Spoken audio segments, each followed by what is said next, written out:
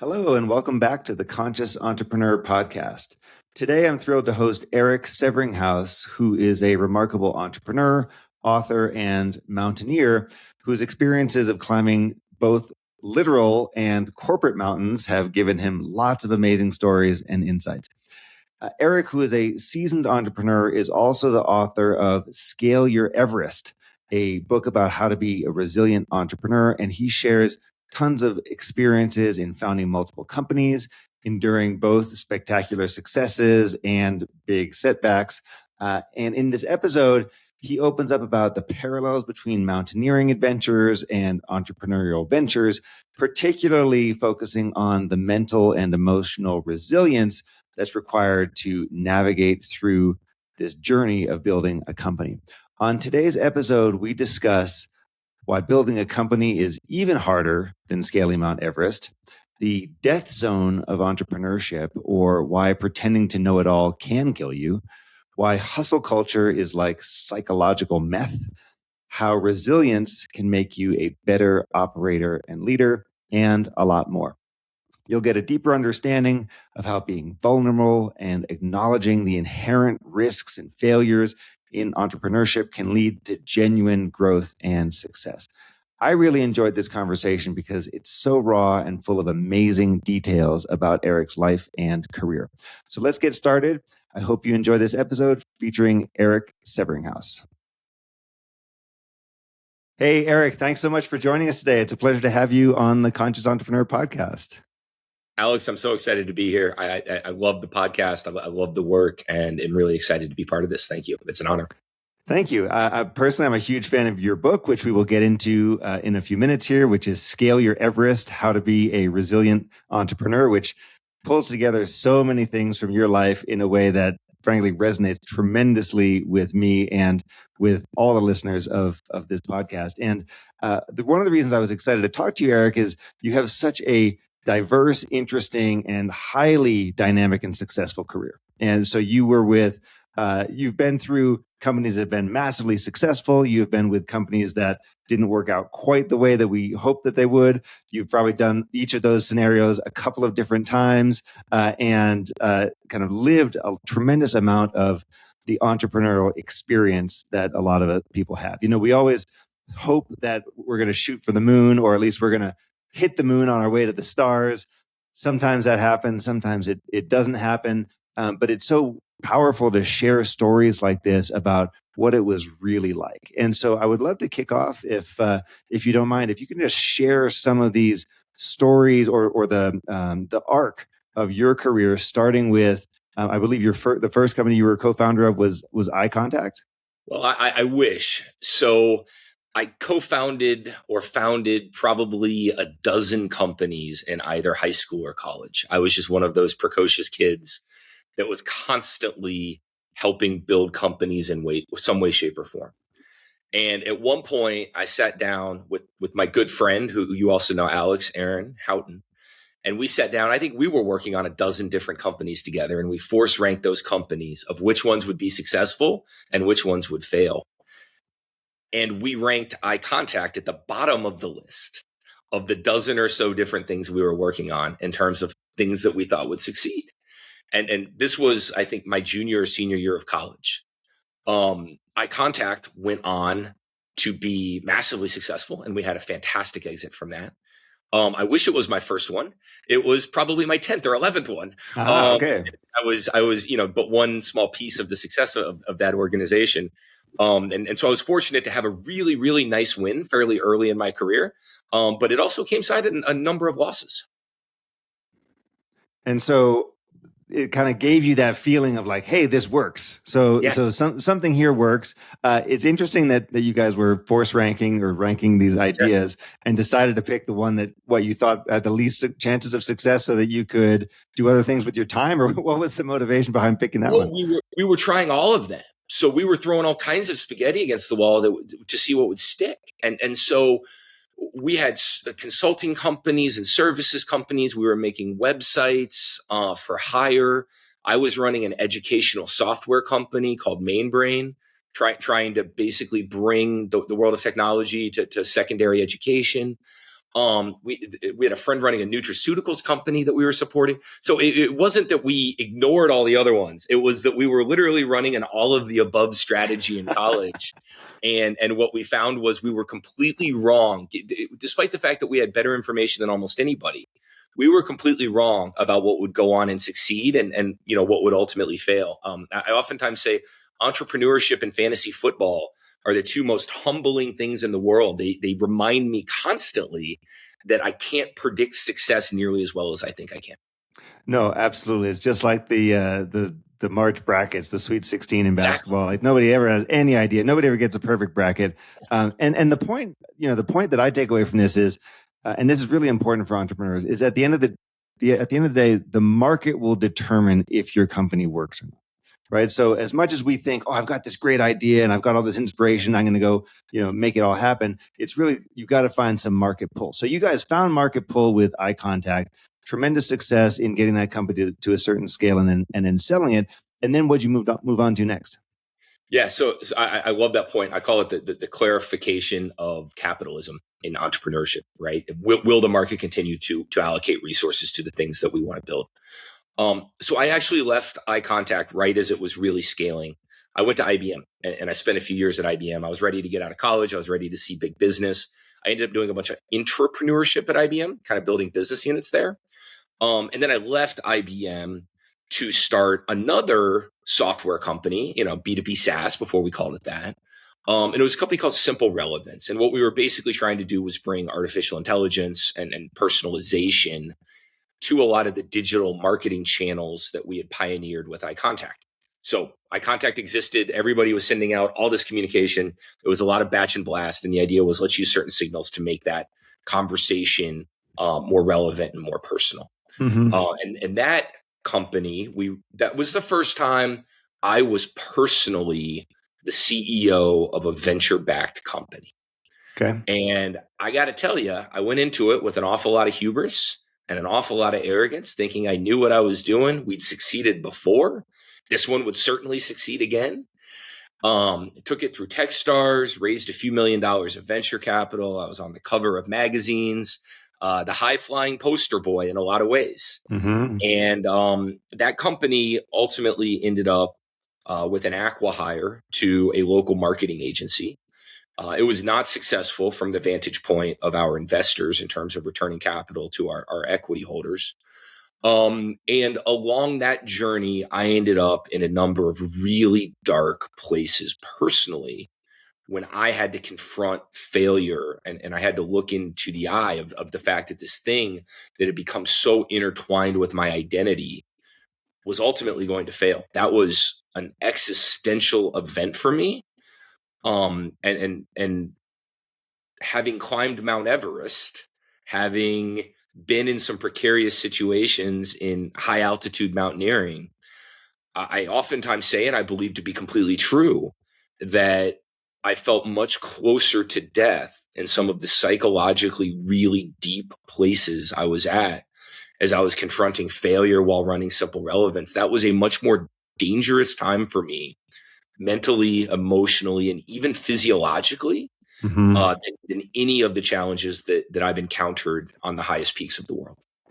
Yes, and that point comes across really clearly in your book, and the way you phrase it is, you think climbing Everest is hard, building a startup is even harder, and Right. there's death is around every corner. What was the time scale for Simple Relevance? So how long was this happening that you went from idea to raising to Techstars to this isn't working out? Yeah, it was about 5 years. Okay. And as the research always shows, one of the keys to entrepreneurship is staying alive for more like Yeah. 8 to 10. Yeah. And one of the many mistakes that I made in that journey was I didn't position myself for that sort of longevity and that sort of long run, either personally nor in the way I structured the cap table for the company or anything else. I wasn't prepared for a long journey. It was part of the hubris that I had candidly going into it of thinking that this was a get rich quick thing rather than a much longer journey we were going to have to grind out.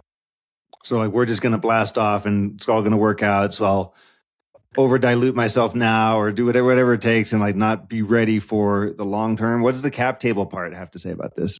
Yeah, it was actually the opposite. It was when I had the opportunities to raise capital, I didn't take enough advantage of them and ended up undercapitalized. Such that because I always thought the next stage we were always going to be worth more. And so I left a lot of capital on the table because I didn't want to dilute myself because I thought, everything's just going to keep going up and to the right.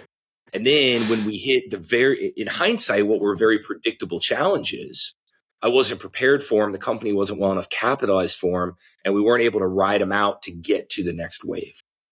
Gotcha. Okay. And so we're going to come to the book in a second, but then what happens after Simple Relevance in terms of your career? Yeah. So I sold it, like I said, to a marketing agency, spent little less than a year at that marketing agency. Had a challenging period of life through that, was actually laid off from that job. Like I said, a little less than a year in. And at that point, I was just brutalized. I didn't know which way was up, to be totally honest with you. And so I kind of disappeared out to your neck of the woods, actually. I spent a lot of time in my Jeep driving around the Rocky Mountains, spent a lot of time skiing, started really writing and started spending 2 to 3 hours a day writing, really more as an exercise in catharsis than anything else. Started getting serious about therapy, started to explore a whole bunch of different methods to try to figure out. I realized my mind was just shot in terms of how it was responding to these stressors. And I started to do a lot of work trying to figure out how to kind of bring myself back from the edge. And I got a lot of help from friends and from friends, right? And so a good friend of mine asked me to come join him. He was preparing to take over as the CEO of a company called Spring CM. He was raising some more venture capital and needed sort of a right-hand man as he went through that journey. And so I ended up taking that role, partly as a way to lick my wounds, partly as a way to put some dollars in the bank, largely as a way to try and learn from somebody after I had just failed. I realized I had a lot of lessons to learn, and I'd lost maybe a touch of that hubris that I had prior. And so all of that sort of came together. I told him when I took the job, though, I needed to do 2 things. I needed to have time to go climb Mount Everest, and I needed to have time to write a book about my experiences because I just had to get all of this out of my system. And so that sort of next sort of 4-year period of my life was sort of operating at Spring CM, which we then sold to DocuSign right before the pandemic and had a really nice exit there. Along with writing, climbing, getting married, having a kid. It was a bunch of that kind of stuff. Cool. And so let's jump into understanding the book a little bit more. The book is Scale Your Everest: How to Be a Resilient Entrepreneur. Resilient, obviously, very important word here.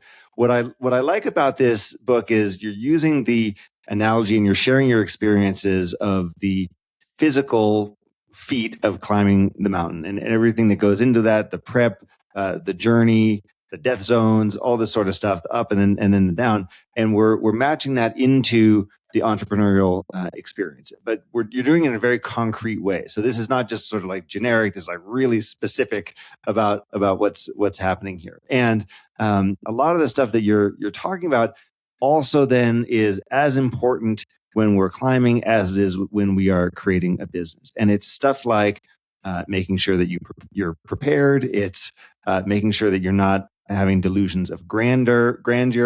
It's making sure that we have everything that we need ourselves to be resilient. And then tools like some of this stuff, frankly, discernment, forgiveness, being in stillness, being in gratitude, which you don't necessarily think of, but I like the way you brought all these to life. So what was your experience around distilling all this into a book, and like how did you start this process and decide the message you wanted to bring through it? Yeah.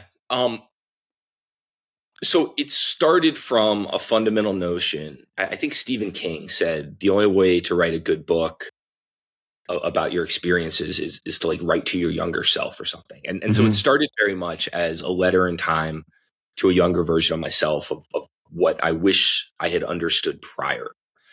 And the forcing function for it really was a number of conversations I was getting into with entrepreneurs where I would ask them how they were doing, and they would say, "Oh man, I'm killing it. I'm trying to decide which VC out of like the 12 term sheets." Right. And I would just say, "Man, that's awesome. Like I love that for you." Because when I was in your seat, I was not sleeping at night, and I was afraid I was going to have a nervous breakdown. I was afraid my fiance was going to leave me, and you would watch their eyes get big and wide, and it's, you know, like they thought I hacked their email account. Like, how did you know all of that? Because I'm going through that too. And what I realized was I had hours of things that I wanted to share with them, or lessons, or, you know, things that I thought might be helpful to them, things that I wish someone had shared with me when I was in that stage. And I was trying to figure out, how do I capture that? And I realized I couldn't capture it in a number of 30-minute coffee conversations. And that was ultimately what convinced me that I needed to write the book. Is I couldn't find a resource anywhere else. I wanted to give them some like Joseph Campbell, and I wanted to give them some Buddha, and I wanted to give them some Jerry Colonna, and like I wanted to give them this, and I wanted to give them that. And there were like 20 different books that I wanted to give them. And I knew that wasn't going to work. And so I felt like I needed to figure out, how do I distill all this stuff into something that was relevant to entrepreneurship. Yeah. And that was juxtaposed with my experience climbing Mount Everest, where I realized that so much of what got me to the top of the mountain, and so much of the lessons that my guides were telling me, really was very different than what I heard in the hustle culture of entrepreneurship. And there was this realization that I had that so much of the advice you think of, you think of the commencement speech. I'm blanking on the author's name, where he's telling the story about the fish and like, how's the water? And the other fish says, "What water?" Right? What does he mean by water? Is that David Foster Wallace? David Foster Wallace, yes. the "This is Water" speech. Yeah. Yes, exactly. And so I realized that the water that we are swimming in as entrepreneurs is so toxic from the perspective of the advice that we get about hustle harder. Who cares if your friends and family hate you? The only path to enlightenment effectively is material success and like adding an extra zero to your bank account. And these things are like explicitly tweeted. I've got a wall of these things that I save all the time. And it is such toxic advice. And it infected my mind to the point where, you know, I got stuck in this loop of do more faster being the answer to everything. Business failing, do more faster. People frustrated, do more faster. Problems at home, do more. And it became like that. You know, it became like digital meth. It was like psychological meth to me. If any of your listeners ever watched Saved by the Bell, there was this famous scene where like Jesse Spano is so focused on succeeding that she gets hooked on methamphetamines, effectively trying to go faster and faster in order to keep up with the treadmill of achievement that she felt like she needed to meet. And I very much got hooked on that same drug of, I have to keep doing more. I have to keep going faster. I have to somehow keep up with this treadmill that just keeps going faster and faster. And I got to keep my legs going underneath it. And so anyway, it was all of that. It was the realization that there's just this world around us giving us toxic advice. And it's very different than what my guides told me on Mount Everest. On Mount Everest, I kept hearing, slow down, conserve your energy. Trust me, you're going to need it. Don't do something dumb. Be thoughtful, right? There were all of these lessons that I was measure twice, cut once, right? Like, there were all of these lessons that I was constantly learning that were absolutely critical to climbing the mountain. And what I realized is, if I took my entrepreneurial approach, if I took the same approach to entrepreneurship I took to climbing the mountain, my odds of success would be lower and my odds of physical death would be much higher. And what I realized was, if I took the mountaineering approach to entrepreneurship, then the odds of success go up, and the odds of personal happiness, well-being, and literally physical success. I think you've had my friend, Dr. Michael Freeman on the podcast. Absolutely. Yes. And, you know, he has research showing that entrepreneurs have 3 times the rate of addiction and twice the rate of suicidality as the general population. I'm in the unfortunate position, Alex, and you may be in a similar way of like the circles that I run in, you end up hearing way too many stories still about entrepreneurs that unfortunately and tragically complete suicide and things of that nature. Yeah. And so there is very much a physical and a physiological component to this idea that we have to take a different approach if we want to not only be happier, if we want to not only literally improve our odds of physical success, but also of ultimately achieving our goals and our ambitions as we go through the journey. Well, so yes, entrepreneurship is one of these things where people only see what's happening on the outside, right? And they think, oh, they're building a company and they're doing this and they're, having success and all this stuff. And it's so opaque to see what's actually happening on the inside. And so when you're going through it, you realize, oh man, this is a lot harder than I thought, or boy, there's a lot of things to deal with here. And you're absolutely right around the messages that we get are totally counterintuitive to health, well-being, resilience, and long-term success and happiness. So, for example, this whole like do more faster, hustle harder, burn bridges, burn the midnight oil, do whatever it takes, like those are things that are really deeply ingrained in us. And one of the things that happens that you highlight very clearly in your book is, especially when we grow up, we get socialized, we have good grades, we go to good school, we get early career success, like we get this tremendous amount of confidence, right? And so this is called the Dunning Kruger effect, which is a real thing, right? So you highlight this in the book, but it's the idea is like I'm overconfident because I might have done it once or I've seen how it works, so I get overly confident, and then lo and behold, the world is not what I thought it was, or I'm not getting the results. And then so I go from like super confident, lots of energy, and like here's all my expectations, to like massive drop off. And then over time it builds back up. This is a curve that many of the listeners will have seen before. But the point of the Dunning-Kruger effect and why it affects us here is you basically manifested exactly this curve when you went from eye contact into simple relevance. But then you recognized on the mountain, this can kill you. So, and by the way, why are there so many dead bodies on these big mountains around the world? Because people think, well, hey, I just did the last one, I can go do this one, or like I'm still in good shape, I can go, etc.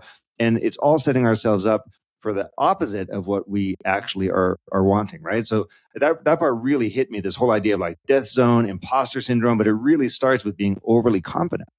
Well, and it's made worse, going back to the waters in which we swim. It's made worse by the selection bias of who speaks to entrepreneurs, because 75% of venture-backed startups fail to return capital to investors, but probably 95% of entrepreneurs that have books written about them, are in the movies, or are on podcasts, have not only returned capital, but probably 100 times over. And so you get messages like, there's always a way. If you're strong enough, you'll find it.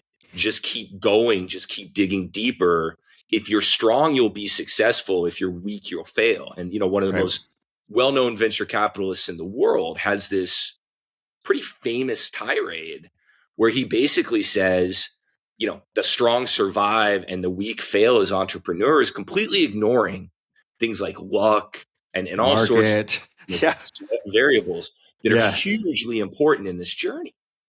And so what happens is we internalize these messages that not only is it hard, not only am I suffering a crisis of consciousness, but this must be a personal deficiency in me. I must personally not only be challenged, but I must be weak. I must be loathsome if I'm thinking about giving up. Because, man, all these great entrepreneurs that I've been listening to and reading about for the last 10 years, they all found a way. And what is completely lost in the literature is that 80% of also hardworking, talented, risking it all entrepreneurs, that ultimately luck wasn't on their side for one reason or another. And anybody that observes this game as a repeat player enough times recognizes that, yes, talent and hard work are certain factors in success, but they're only one of many indicators. And there's a million things that ultimately are outside of our control that have an awful lot to do with how the journey goes for us. Absolutely. And so you make the point about entrepreneurship being kind of like a game of roulette, right? So like, what's that? Tell us the story there. Yeah, what I came to realize, we oftentimes think of entrepreneurship as this deterministic thing.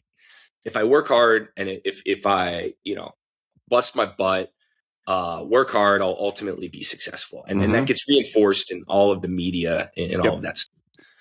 If you talk to almost any VC, going back to what we were talking about at the beginning of the podcast, right? Nobody, absolutely nobody knows what companies are going to be successful. People know what companies are going to be successful in the same way that any fantasy football draft, have a drink with your buddies, do a fantasy football draft or do a March Madness bracket. Everybody's going to tell you they know exactly what's going to happen and then come back a few weeks later and it's all going to be completely blown up, right? Yep. Reality happens. It's highly stochastic and it happens in ways that we don't predict at all. Same thing's the case in entrepreneurship. Now, by the way, it can still be a very rational game to play. So I sort of equate entrepreneurship with the idea of sitting down at a roulette table where you know that your odds are against you. You know you only have a 1 in 8 chance on any particular roll of winning. But if you win, you pay out at like 100 to 1. And so if you think about the odds of that game, it's still a rational game to play in a lot of ways. It's not to say you shouldn't play the game, even though on any given roll, your chances are high that you're going to fail. The important part is understanding the game that you're playing and staying alive long enough to get lucky. Mm-hmm. And so if you go into it thinking, man, every entrepreneur I've ever read about and listened to succeeds, ergo, I'm going to bet everything I have on this spin because I'm going to go win, then you're setting yourself up for failure. And if you go into it saying the odds are against me, this is really hard, it's going to be a struggle. It's probably going to take at minimum 8 to 10 years for me to figure this out. And you start to size your bets appropriately, both in terms of the amount of money you commit to any given year of operating, as well as the amount of your personhood that you give to the journey. Yeah. You run a marathon different than you run a sprint. And if you take a sprint and you run the marathon at the same pace, then you break and you don't finish. That's And right. so it's not to say that the marathoner's lazy because he's running a slower pace than the sprinter. It's to say that he's sizing his expenditure of energy appropriately for the race that he's running. And so I'm mixing metaphors here a little bit between gambling and running, but it's the same thing, which is understanding the length of the race that you're in, understanding the odds of the game you're playing, and then using that to be rational in terms of how you play it so you optimize your odds of success. Which, by the way, And is totally counterintuitive to what everybody says to do on Twitter, and it's totally counterintuitive to what like most of these well-known entrepreneurial influencers tell you to do and there's a reason for that because most of these VCs profit from volatility. And as an entrepreneur, volatility is poison to us. And mm-hmm. as an investor who has a stable of bets, volatility is fantastic because they're fine if 8 of them loses, as long as the winning one pays off 100 to 1. The Correct. challenge is most of us in the entrepreneurial arena don't actually have the luxury of having that many bets. And so Mm-hmm. we've got to be more careful about improving the odds that the one that we're on is going to succeed. Yeah, no, absolutely. I really like the idea of the roulette table or the roulette game because what happens today is someone gets hit on red 6 or whatever. I know nothing about gambling, but let's just say there's a red 6. Somebody gets hit on red 6 to get 100 to 1, and we're like, oh my God, that guy is a genius, right? He did everything right and everything is perfect. I got to follow his playbook exactly, etc. And when the outcome was like 90% luck and timing, right? And so all of a sudden we start to index on, well, what did that person do? And, what was their morning routine? And did they do a cold plunge? And did they get up at 5 a.m.? And what book did they read? And what do they have for breakfast? As opposed to just realizing, man, I'm really happy for that person because they had tremendous success. It was mostly luck, some skill. I've got the same amount of skill and talent. Let me go see where I'm going to spend my time and energy. Not only that, again, what nobody does is then go interview 10 entrepreneurs that fail and say, did they do the cold plunge? But we do the same thing around correlation and causation all the time. We go listen to 10 successful entrepreneurs. We take notes of what they say. We decide that's going to be our playbook. And what we're not doing is we're not running an A/B test or a test control group from 10 other entrepreneurs that didn't succeed to see, were cold plunges really the thing? Was it really the staying up all night and like never talking to your friends and family? Is that what made you successful? Or did a bunch of other people try to do that too? And ultimately it was something completely different that's not being captured in the playbook that you're telling me. These are very important, and so much of this stuff comes back again. I want to come back to the book, because the book is such a great guide for this, and it's a guide for people who want to see what the inner workings are actually like. And you break down these 4 elements around discernment, stillness, presence, and forgiveness as being like really important, meaningful things for us along our human and entrepreneurial journey. Walk us through what those meant to you. Yeah, and I chose these specifically, not probably because they're the only things that are important. Again, hard work and a lot of these other things are also important in the journey. But I think much of the other stuff, in my experience with entrepreneurs, much of the like hard work, the willingness to be wrong when, the willingness to like stand up when everybody else is telling you you're wrong. Like a lot of this is baked into our psyche. And again, Dr. Freeman's done a lot of great research that reinforces the fact that like most of us have that stuff in spades. And so if you go tell an entrepreneur, like the key to success is hard work, they're like, sweet, I will work myself literally to death. Yeah. And so the other side of it is stuff that for many of us doesn't come nearly as easily. And for me in particular, the idea that it's not about working hard necessarily. It's about making sure that that expenditure of energy is efficient in terms of what I'm trying to achieve. I don't get any special points for staying at the office till 2 a.m. I can tweet about it and I can make my friends think I'm really hardcore. But at the end of the day, nobody really cares. And the only people that are going to remember that you worked all night are your wife and your kids. Nobody else in the world is going to remember that. And so the idea of discernment, the idea of being able to pause, take a breath, and understand, I think it was Jack Welch said, whoever sees the board the clearest ultimately wins, right? Yeah. That clarity of thought. And that's not something that gets taught a lot in hustle culture and in do more faster land. Mm-hmm. So that was the first one for me. That was so you got to see reality, like the way. So I went through Techstars too with CAPTA, and one of the things that we always kept coming back to was like, are we removing all the obstacles to seeing clearly what the market is actually telling us? Amen. And it really is that the more, as an entrepreneur, the more you can do to understand reality, the better off you're going to be. Yeah, absolutely. Stillness is the next one that for me was impossibly difficult. It was literally easier for me to go ride 120 miles on my bike 2 days in a row than if you had asked me to sit quietly in a room for 20 minutes 2 days in a row. I just simply couldn't do it. And I got to the point where for me, rest and recovery was literally going on like 100-mile bike ride, because I was at least trying to figure out somehow to turn my brain off while I focused on the road and I focused on my aching muscles instead of focusing on the challenges I was trying to overcome in my business. And so I had to I had to go through a journey to learn how to be still. And what mountaineering really taught me was the importance of stillness and rest. Because if you're going 100% all the time, you don't have the reserves of energy that you need. Mm-hmm. The other thing, and I learned this, I was doing all of this research for the book, is our brains, no matter what we think, just do not operate well in terms of perceiving reality, in terms of IQ, in terms of EQ, in terms of decision-making capacity.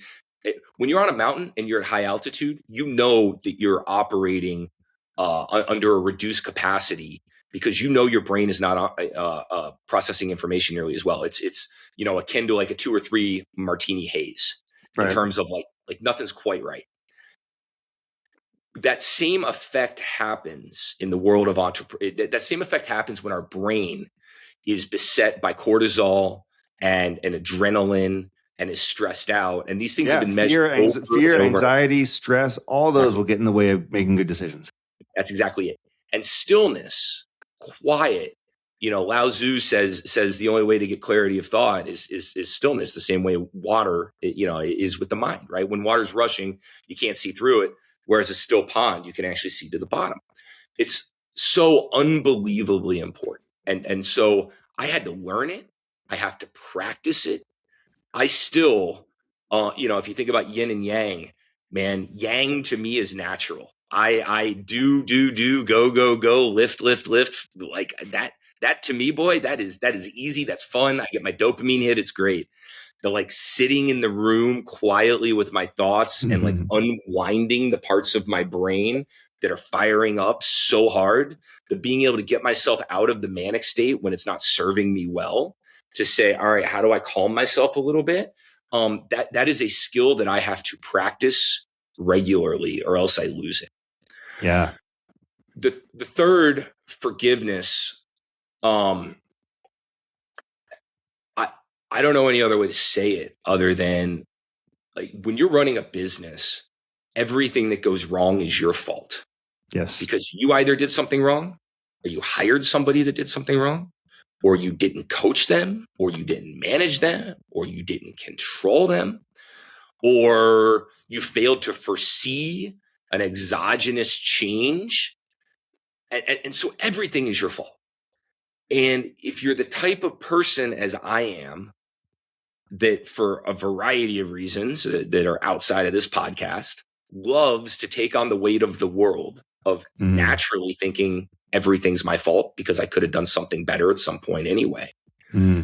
Learning how to let that go, learning how to recognize and viscerally accept in your heart of hearts that you're going to get a lot of decisions wrong, that you're going to make a lot of mistakes, that the people around you are going to make a lot of mistakes. All of those sorts of things, and forgiving it genuinely. That was absolutely key for me to putting down the load and the burden that I was carrying, so that I could be free to be nimble and agile and make more decisions. Because oh man, like this topic of forgiveness is so alive, right? Like it's so important. And many of the people that I talk to, and by the way, I will also include myself here, I find it much easier to forgive others than to forgive myself, than to turn it inward, right? So I can be my own critic. I can have all the reasons I made this mistake and I shouldn't have screwed up and et cetera. And it's much more easy to take that energy of forgiveness and put it outwards. Not, by the way, it's not always necessarily easy to start with, but it's easier to do it that way than it is to do it this way. How do you get around these roadblocks? How do you turn that energy on yourself? I'm actually going to shift that a little bit, because I think we can manifest the actions and the symptoms of forgiveness without forgiving ourselves. I would challenge, at least for me, I don't think it's possible to truly forgive other people unless I'm able to forgive myself. Okay. I think I can get over it. I can say that's okay, and I can pat him on the back. But if I don't truly and viscerally, like radically accept that mistakes are part of the journey, and if I can't figure out how to do that in myself, I'm not sure I can actually figure out how to do it in other people genuinely and authentically. I think I can pretend, but I do think that it's almost a prerequisite. Yeah. And so for me, it was a lot of studies of different people that sort of helped me understand it, right? Buddha, the Stoics, a lot of these sorts of things. It's a lot of, it comes down to acceptance of your circumstance, because ultimately a lack of forgiveness is living in the past, and it's an unwillingness to accept the circumstances that you live in a belief that had you done things differently in the past, you would be living in a different set of circumstances. And so you have to ultimately get past this delusion of control that if only I had done X or Y or Z, and then the hubris of, yeah, maybe other people are allowed to make mistakes, but I naturally am perfect. I naturally am without flaw. Therefore, I shouldn't allow myself to make mistakes. Like it's getting over our own arrogance. It's getting over our hubris. It's getting over living in the past. And it's getting over that illusion of control of our circumstances. And so that's the problem, right? Is it becomes this Gordian knot of like, you've got to untie like 4 or 5 different threads to ultimately get to the point where you can sit with the fact that like, I made 10 decisions today and 6 of them were probably the wrong decisions to make. Mm-hmm. And I'm going to do the best I can with it. And we're going to keep going forward. And by the way, the people that work for me probably made 4 or 5 mistakes themselves. And I'm going to have to forgive those, and them as well, and recognize that all of this is part of the journey and we need to operate regardless. Wow. So what you're saying is really reinforcing the idea that it starts with you first. So you gotta do this yourself first. You got to do the inner work first on yourself, and then manifest that to others or have that flow to others. I think it was the Dalai Lama I was reading last night. I was reading something last night that said, the only way I can help you is to help me. And the only way you can help me is to help yourself. Yeah. And like there is no other path. There's no path to being a great parent that doesn't start from getting past your own trauma and your own issues and your own, ghosts in the machine, as Jerry Colonna likes to say, right? There's just no path there without the other thing. Like, I don't think there's a path to true forgiveness of others if we don't learn to forgive ourselves first. Love it. Okay. So that was discernment, stillness, forgiveness. Did we do presence? Okay. Presence. Yeah. And again, as you can see, they all sort of route into each other, right? One of the hard things that I had with this was like finding ways to make them discrete because they all sort of work together. Sure. But I think I heard someone describe presence like the reality that anxiety is nothing but living in the future and depression is nothing but living in the past. And I don't know that I fully believe those things to be true from like a psychological perspective, but I do think there's a fair bit of truth in them. Every time I find myself frustrated, let's say, or in a angry emotional state, it's usually I'm trying to do one of 2 things. I'm either living in the future and I'm worried about something going on as opposed to dealing with it in the present. Or I'm trying to multitask and I'm trying to like send an email to my investors while I try to parent my kids. And I'm doing neither of those things well. And I have to stop and do one thing and I have to do it in the present moment. So for me, one of my favorite sort of learnings as I went through this, that there's a variety of different manifestations of this, but the military oftentimes uses what they call the OODA loop, which is observe, orient, decide, and act. It's actually one of the reasons I'm not all that big on like habits. Like there are things that I think are important, but I also think that so often we can lean on these crutches of like, I've already decided and acted, despite the fact that I haven't observed what's happening in the world and oriented myself to it. Right. So again, going back to like, should I sleep more or should I work more tonight? Well, there's a certain culture of people that say that like the answer to that is always work more and it's always do more faster. Right. But they haven't observed and oriented themselves to what's happening to then make a decision about what's right in that particular set of circumstances. And I would say the similar thing, like, always resting. Well, that's lethargy, right? And that's sloth. And like, that's not a particularly healthy state either. And so what's so important is understanding where you are in any situation, what's happening around you, orienting yourself to the particular situation that you're in, deciding what you need to go do, and then acting upon that, but doing it without letting yourself get caught living in the future, or living in the past. So, to me, that's the art of presence. And every time I start to find myself sort of like grinding a little bit or in this kind of heightened emotional state, I like to try and stop myself, take a deep breath, and sort of say, like, all right, am I living in the present? Am I trying to do one thing at a time? And if I'm accomplishing both of those things, then I can usually reset myself into a place that I'm in a much better place for decision making. The discussion here about the OODA loop and if that, do I rest, do I keep working, and these things actually transitions very nicely to what is in effect the question that you pose at the end of the book, which is really a critical one, which is, if I do all this work on myself, do I lose my drive? Like, Yep. if I polish all the rough edges, and if I live in present, and I forgive myself and forgive others, and I get over all the crazy stuff in my head, etc. Am I going to somehow lose my competitive edge? Do I become less effective? Am I getting soft? Right? These are some of the questions that come up a lot, right? With people and same with conscious entrepreneurs. They're like, well, can you do both? Can you be both conscious and an entrepreneur at the same time? And I'm always like, yeah, of course you can. In fact, you sort of have to be.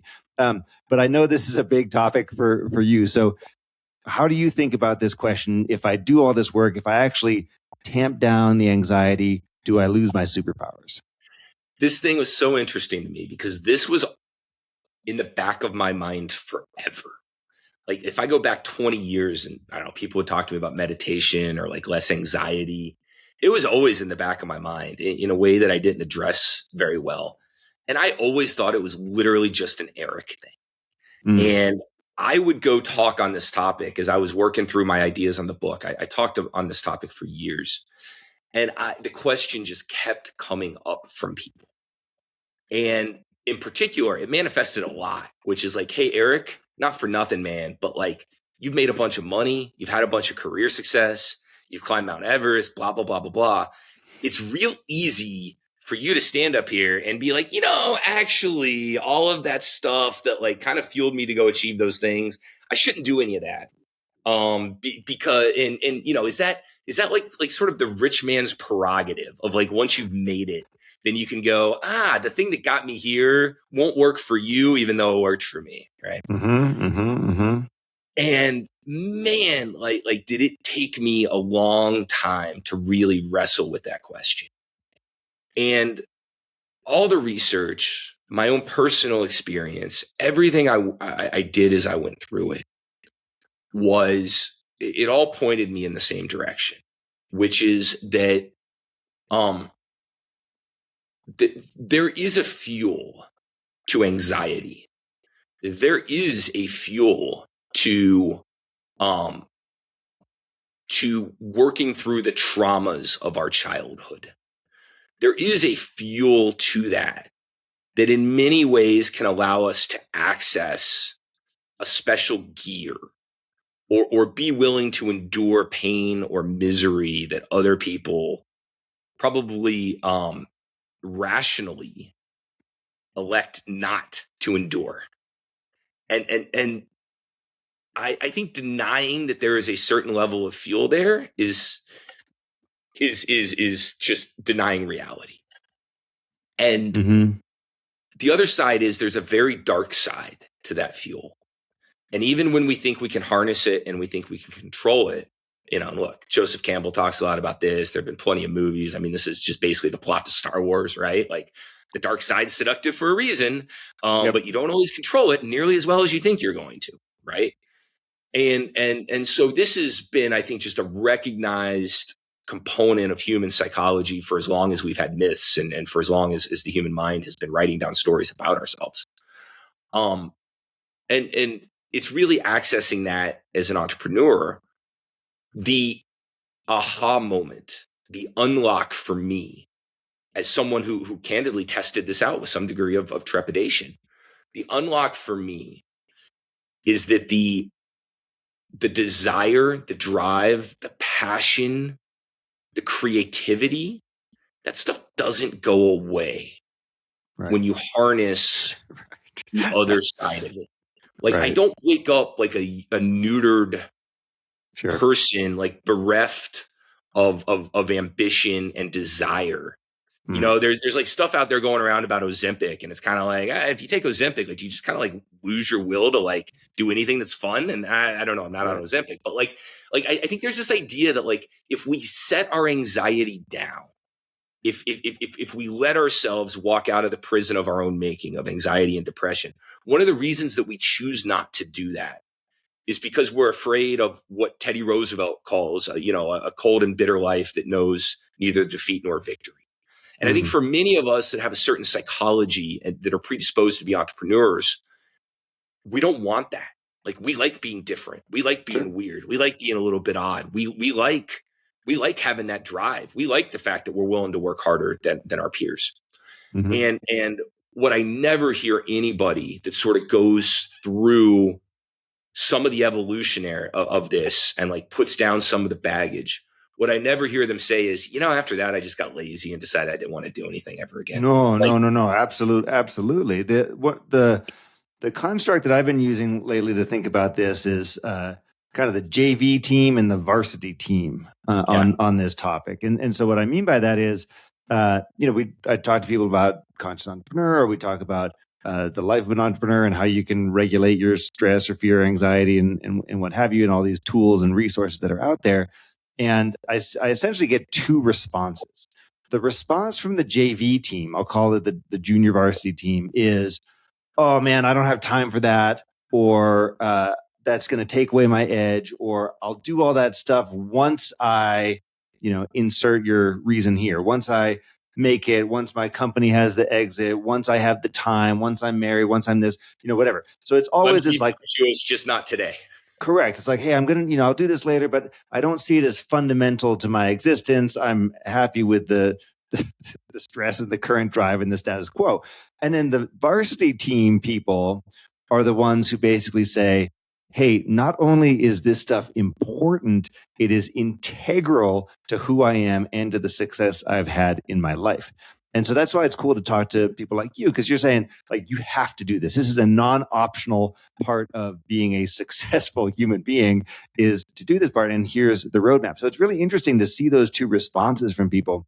And by the way, like people that we all look up to, people who have hit every marker of external success, are the ones who are most dedicated to this.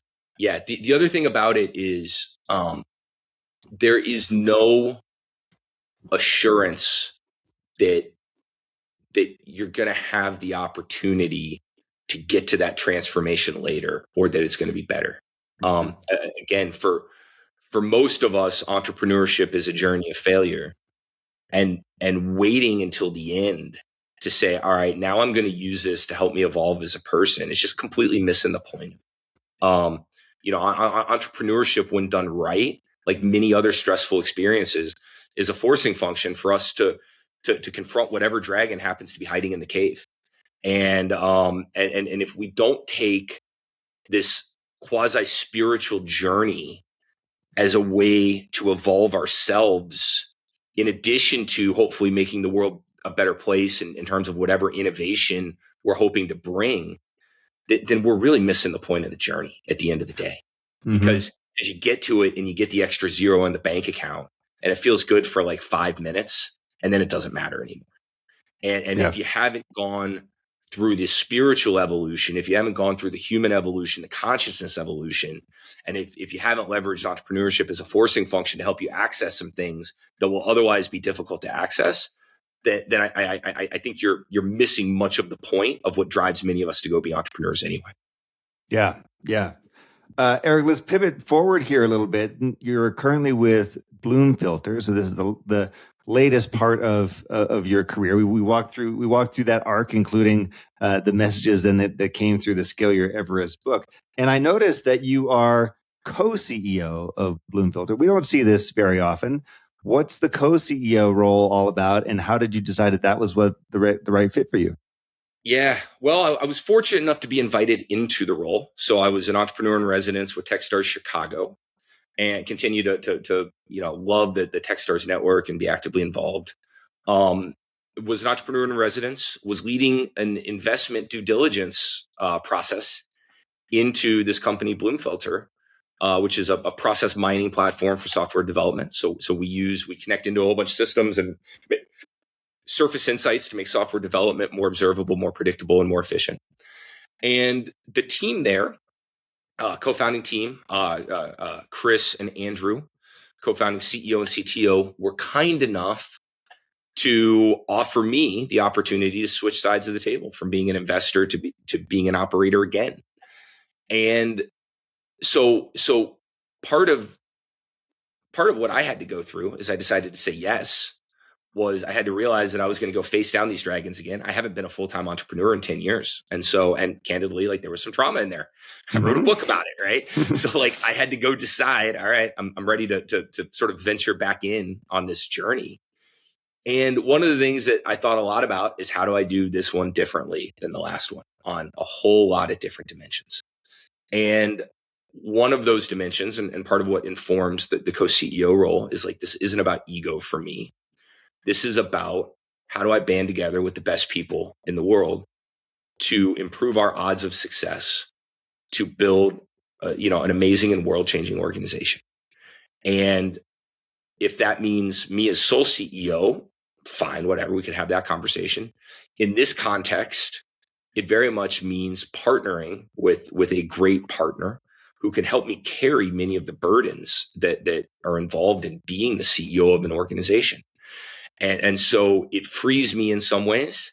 It allows me, more than anything, it gives the company a deeper bench of talent, a deeper bench of organizational execution.